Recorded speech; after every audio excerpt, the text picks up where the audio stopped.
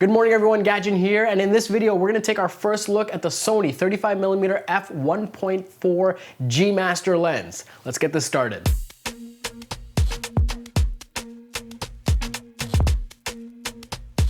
Welcome back everyone, and I want to give a quick peek at the Sony 35mm F1.4 lens. As soon as I got my hands on this, I was already enamored by the build quality and construction. Now this focal length, it is one of my favorites, if not my most favorite focal length. And I love the fact that you get amazing resolving power with this lens, but also in a form factor that isn't much bigger than the existing prime lenses from Sony.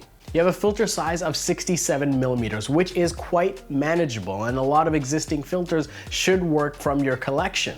The aperture ring on this, what I appreciate, it can operate in a clicked or de-clicked mode. So if you are shooting some video and you want that clickless aperture feel, you can enable that right on the lens. And talking about the aperture ring, I love that there's a good amount of resistance to this. It never felt like I was accidentally gonna knock it out of place. You also have the manual focus ring, which gives you a bit more room to manipulate and quite easy to pull focus with. A welcome benefit with this product specifically is that it is weather resistant, which is something that you'd come to expect from something of this build quality and price point. And I will also say that Sony having their dedicated button, their customizable button on the side of this lens, so that when you bring it up and you want to activate a feature like eye detect autofocus, it's just a great thing to have. And when you go to a system that doesn't have a feature like this, well, you miss it. That's the only other way I could say it. Now, I didn't get too much time with this lens, and I didn't get to use it in my traditional studio setting that I would normally do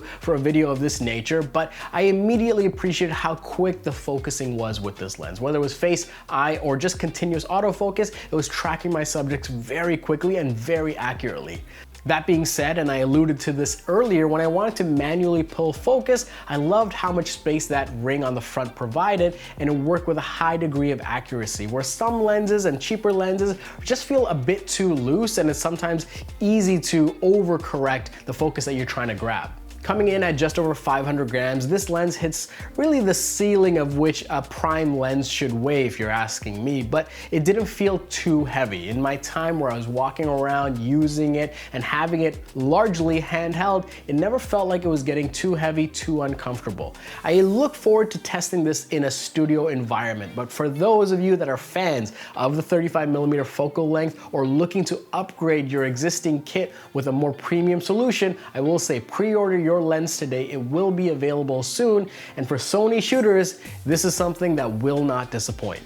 And there you have it everyone, just a quick first look at the 35mm F1.4 G Master from Sony. I look forward to testing this lens even further in an upcoming production. So if you're not already, be sure to subscribe to the channel and turn on notifications so you know when a new video comes out. As always, my name is Gadget. Thank you so much for watching, and I'll see you next time.